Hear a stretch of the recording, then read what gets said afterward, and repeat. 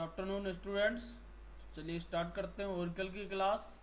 और ओरिकल में आज हम बहुत इम्पोर्टेंट टॉपिक पीएलएसक्यूएल के अंतर्गत पढ़ने वाले हैं।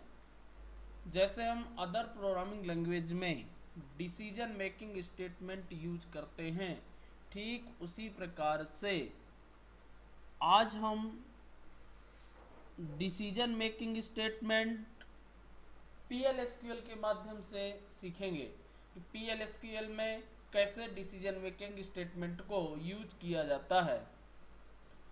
डिसीजन मेकिंग स्टेटमेंट आप जानते हैं कि फ्लो कंट्रोल को, जो एसक्यूएल एक तरह से कंट्रोल होता है, उसको कंट्रोल करने के लिए यूज किया जाता है और पर्टिकुलर कंडीशन को निर्धारित करके कंडीशन के आधार पर हम कोई भी स्टेटमेंट एग्जीक्यूट करा सकते हैं। तो चलिए आगे देखते हैं। ये कल मैंने एक्सप्लेन भी आपको किया था डिसीजन स्टेटमेंट से related. Preventing a particular code from executing condition based, condition के आधार पे किसी भी कोड को इग्नोर करना या छोड़ना, स्किप करना और आगे की ओर बढ़ जाना। Choosing a desired code based on the condition, condition के आधार पे कोई किसी एक कोड को सेलेक्ट करना। इस प्रकार से हम अपनी आवश्यकता अनुसार इनको सेलेक्ट करते हैं कि किस स्टेटमेंट का यूज करना है। तो यहाँ देखते हैं type of decision making statement. Oracle provide the following type of decision making statement.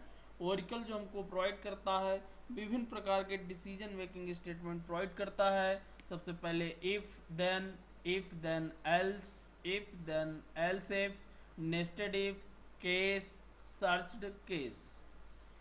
तो एक एक करके हम इनको सीखेंगे। First, if then statement is mainly used to execute a particular section of codes only when the condition is satisfied।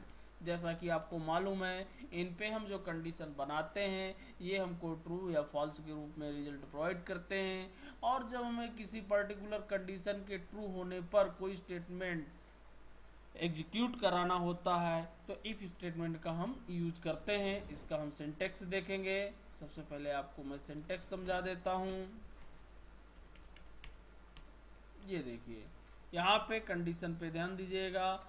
If condition returns boolean, मतलब true या false जो भी होगा, then executed only if the condition true.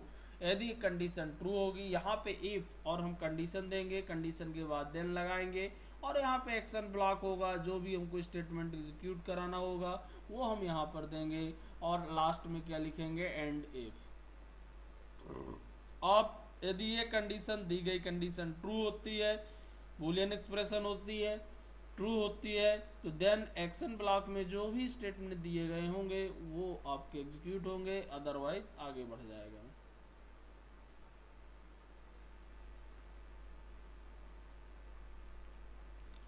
यहाँ ध्यान रखना है, note लिखा है when every condition evaluated to null, यदि नल एबलेट किया जाता है then SQL will treat the null as a false. यदि हम कोई भी कंडीशन नहीं देते, आप जानते भी हैं नल रखते हैं उसको, चूंकि नल का एक इम्पॉर्टेंट रोल डीबीएमएस में होता है, तो उसको यहाँ भी फॉल्स माना जाता है और उस कंडीशन को हम क्या मानेंगे, फॉल्स मानेंगे। देखिए इस एग्जाम्पल के माध्यम से इसको समझते हैं। ये हमारे पास एग्जाम्पल है।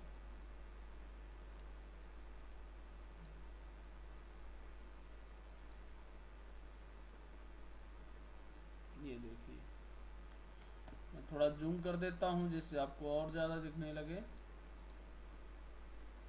ये देखिए, declare a number 10 begin DBMS output underscore put line, program started. If a की वैल्यू यदि 100 से ज़्यादा है देन कंडीशन डीबीएमएस में लाइन में प्रिंट किया ए इज ग्रेटर देन, और एंड इफ आउटपुट में प्रोग्राम कंप्लीटेड। यहाँ पे एक कंडीशन को चेक किया गया है और यदि ये सेटिस्फाई होती है कंडीशन, यानी कि ट्रू होती है, तो इफ और एंड इफ के बीच में जो भी स्टेटमेंट यहाँ लिखा होगा, यानी कि प्रिंट के रूप में या जो भी प्रोसेस हम कराएंगे वो आपका क्या होगी, एग्जीक्यूट होगी, अदरवाइज वो क्या हो जाएगा, बाहर हो जाएगा। रन करके दिखा देता हूँ। ये देखिए प्रोग्राम स्टार्टेड, प्रोग्राम कंप्लीट और स्टेटमेंट प्रोसीड। ये तो आपका आता ही है क्योंकि ए की वैल्यू 100 से ज़्यादा नहीं है, इसलिए इस स्टेटमेंट के अंदर जो ए इज ग्रेटर देन लिखा हुआ था वो आपका एग्जीक्यूट नहीं हुआ क्योंकि कंडीशन इज फॉल्स। यदि हम इस कंडीशन को ट्रू कर देते हैं तो क्या होगा, हमने 101 किया, रन किया, ये देखिए ए इज ग्रेटर देन 100, ये आपको आउटपुट में मिल गया।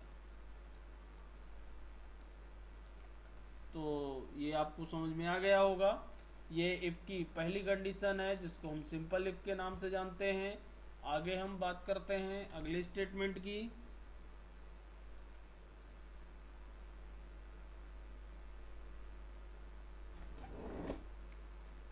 ये देखिए इसी का एक दूसरा एग्जांपल है ये।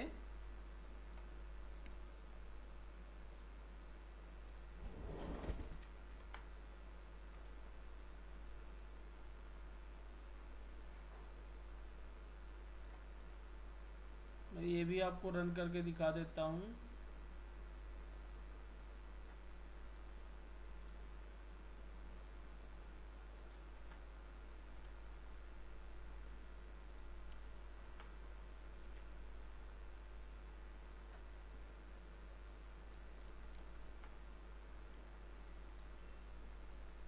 ये देखिए ये वॉवेल्स को चेक करने का स्टेटमेंट है। डिक्लेयर एक करेक्टर टाइप का डेटा टाइप लिया, 1 वैल्यू स्टोर करेगा यानी कि 1 करेक्टर, और इसमें स्टोर कराया यू, और बिगिन में गए इफ चेक कराया अपर, ये हमने एक फंक्शन पढ़ा हुआ है, इसको ऑटोमेटिक किस में कन्वर्ट कर लेगा, अपर ए इन ए ई आई ओ यू, ए वेरिएबल को इसने अपर में क्रिएट किया, कन्वर्ट किया, और इन आपका ऑपरेटर होता है, मालूम ही है। इनके अंदर ए ई आई ओ यू है, तो देन क्या प्रिंट करना है, DBMS output put line the character is a English vowels, यानी कि सीधी सी बात है वो इंग्लिश वॉवेल है, और एंड इफ और क्लोज। देख लीजिए, प्रोग्राम को नोट कर लीजिए और रन करके आपको चलाना है।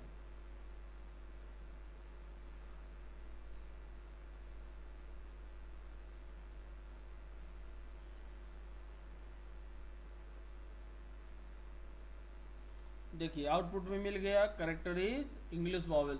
यदि इनके अलावा हम कोई करेक्टर इसमें स्टोर करा देते हैं और फिर इसको रन करेंगे तो ये हमको नहीं मिलेगा। प्रोग्राम स्टार्टेड स्टेटमेंट प्रोसीड, लेकिन हमको आउटपुट में कुछ भी नहीं मिला क्योंकि इसके बाहर हमने कुछ भी प्रिंट नहीं किया हुआ है। चलिए आगे। अभी तक आपके सामने जैसे अदर प्रोग्रामिंग लैंग्वेज में वैसे इसमें भी यही प्रॉब्लम थी कि जब कंडीशन ट्रू होती है तब तो आपको स्टेटमेंट एग्जीक्यूट होता है, लेकिन यदि कंडीशन फॉल्स होती है तो कोई भी आउटपुट आपको नहीं मिलता है या कोई रिजल्ट आपको नहीं मिलता है। तो यदि हम ऐसा देना चाहते हैं कि यदि कंडीशन ट्रू हो तो कौन सा स्टेटमेंट एग्जीक्यूट हो, यदि कंडीशन फॉल्स हो तो कौन सा स्टेटमेंट एग्जीक्यूट हो, तो इसके लिए हम क्या यूज कर सकते हैं, इफ एल्स। इसमें क्या होगा देखिए आप समझिए, if condition true then true statement action block, else condition is false तो else के अंदर जो दिया होगा वो आपका एग्जीक्यूट होगा। एक एग्जांपल मैं इसका भी आपको बना के दिखा देता हूँ।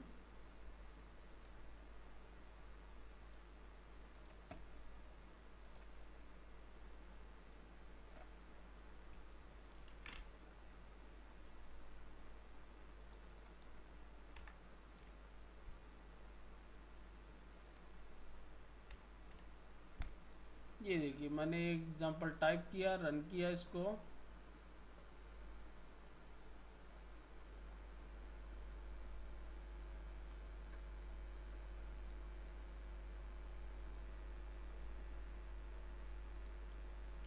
ये सिंगल कोड नहीं लगा यहाँ, और ये स्पेशल फॉन्ट में ले लिया है।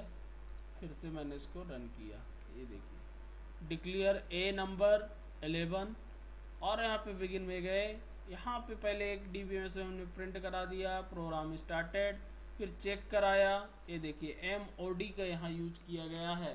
MOD मॉडुलस ऑपरेटर होता है, रिमाइंडर निकालता है ए की वैल्यू को, यानी ए वैल्यू 11 है, 11 को 2 से डिवाइड करेगा, इक्वल टू 0 से चेक करेगा। यदि वो 0 के बराबर है तो इवन नंबर होगा। तो DBMS आउटपुट पुट लाइन में क्या प्रिंट हो जाएगा, ए इज इवन नंबर, अदरवाइज क्या प्रिंट होगा, ए इज ऑड नंबर। और लास्ट में हमने क्या प्रिंट किया, प्रोग्राम कंप्लीटेड। तो ए इज ऑड नंबर। यदि इसकी वैल्यू हम चेंज कर देंगे फिर रन करेंगे तो ए इज इवन नंबर। ये देखिए इस तरीके से ऑड और इवन का ये प्रोग्राम हुआ। इसमें दोनों कंडीशन दी गई हैं, इफ का भी है, एल्स का भी। यदि कंडीशन ट्रू है तो इफ स्टेटमेंट के अंदर जो लिखे होंगे स्टेटमेंट वो एग्जीक्यूट होंगे। यदि कंडीशन फॉल्स है तो एल्स स्टेटमेंट के अंदर जो कुछ लिखा होगा वो स्टेटमेंट एग्जीक्यूट होंगे। आपने देखा कि दोनों स्टेटमेंट हमने एग्जीक्यूट करा के दिखाया, एक बार इफ के अंदर दिए गए स्टेटमेंट और एक बार एल्स के अंदर।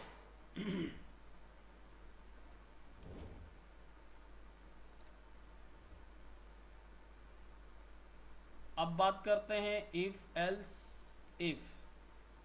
ये देखिए if then else if statement is mainly use to where one alternative should be chosen from the set of alternative. कई अल्टरनेटिव यानी कि कई कंडीशन में से किसी एक पर्टिकुलर स्टेटमेंट को एग्जीक्यूट करने के लिए हम इस स्टेटमेंट को यूज करते हैं एल्स इफ लेडर की तरह। इफ कंडीशन और यदि कंडीशन ट्रू होती है executed only if the condition true होने पर एक्शन ब्लॉक। फिर अगली बार हम लिखते हैं एल्स इफ। यहाँ पे विशेष रूप से आपको ध्यान देना है, मैं इसको थोड़ा फॉन्ट चेंज कर देता हूँ, बड़ा कर देता हूँ।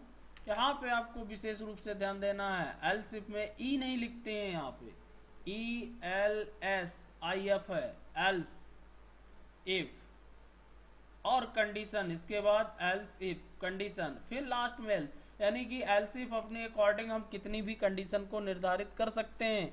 पहली कंडीशन यदि वो ट्रू नहीं है तो अगली कंडीशन को चेक करेगा, यदि वो ट्रू नहीं है तो फिर अगली कंडीशन को चेक करेगा।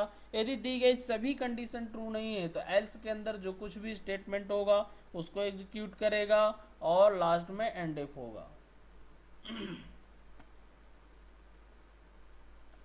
ये आप समझ गए होंगे। मैं आगे इसका एक एग्जांपल भी बना के आपको दिखा देता हूं।